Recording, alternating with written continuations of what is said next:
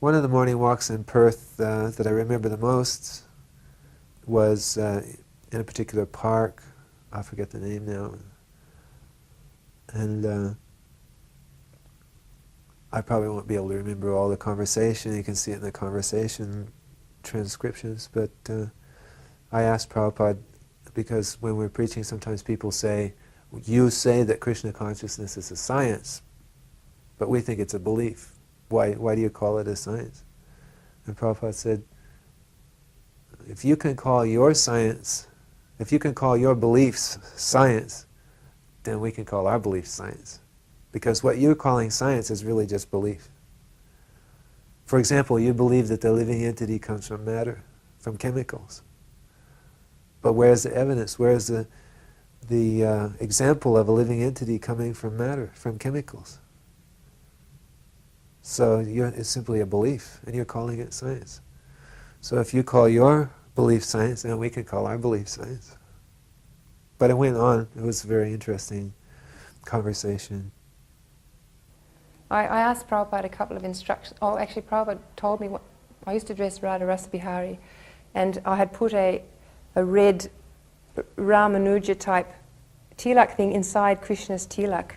And Prabhupada sent a message, you never to put anything in Krishna's tilak like that. Krishna's tilak should always be clear. And then another time I asked him about spices, because he'd restricted spicing.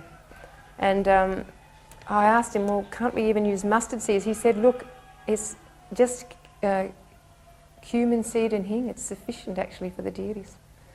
And he also, I asked him about Radharani's hair, because there was some contention at the time in Bombay that Radharani's hair shouldn't be showing. It shouldn't be out. It should be tied back because she's the most chaste lady. But we often used to put her hair out. And so I asked Srila Prabhupada, can Radharani's hair be out, or does it have to be tied back? And he said, whatever you think looks nice. So he wasn't strict on that. I was recommended for second initiation, and we were asked to go out and collect dakshin. Now, in those days, generally speaking, maybe there were some exceptions, we didn't usually come up with very much money. We used to go, I remember going along Burnett Street, knocking on the door of terraced houses and apartments and telling people that tomorrow I'm going to be initiated by a bona fide spiritual master. I wondered if you could please give me some donation as an offering. So I came back with about 55 cents.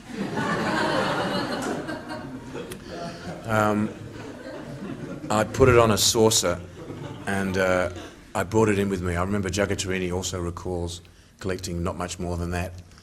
And somehow or other I thought that it wasn't a bad collection. But anyway, I tried pretty hard. Prabhupada, when I came in the room, Prabhupada was lying on a chaise longue. Prabhupada often would like to recline in the afternoons on chaise longue, the long seats with a scrolled end like we have in Prabhupada's room. The Brahmachari room in the Burnett Street temple had been transformed into Prabhupada's room. I remember Domya Prabhu, his parents had gone overseas, so he had raided the house and taken all the furniture out of the house. And we'd filled up Prabhupada's room with all this nice furniture, including the chaise longue. So Prabhupada didn't have a shirt on, and he had his dhoti. And of course Prabhupada had very soft golden skin, which appeared to be, glowing and effulgent. We had a little chandelier on the ceiling.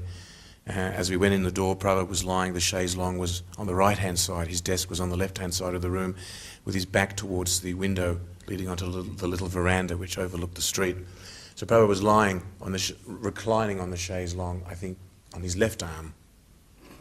And Prabhupada asked me to sit down in front of him, and he showed me how to count on his fingers, how I should be counting on my fingers for the chanting of the Gayatri mantra.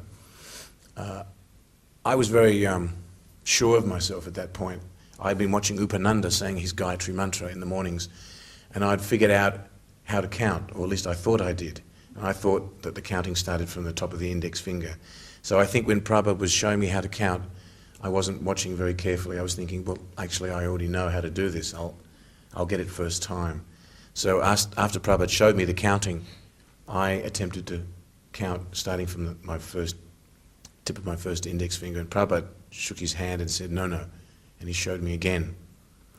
I started to get to panic at this point, as was a common experience with many devotees when they're in the room alone with Prabhupada. I'd never been in the room alone with Prabhupada, and I was perspiring and shaking. My eyes didn't seem to be working anymore, and I couldn't focus. And all of a sudden, it just felt like all my limbs had locked up, and everything just went blank. And Prabhupada showed me again, and even though he was moving his fingers, everything was just hazy. And I tried again, and I got it wrong. And then I tried again. Prabhupada was getting very angry, and I got it wrong again. So then Prabhupada, he held my finger, my thumb down on my finger, and said, you have to start from here. And he looked very disgusted, and I felt microscopic. And he placed the sacred thread over my shoulder, and then I left the room.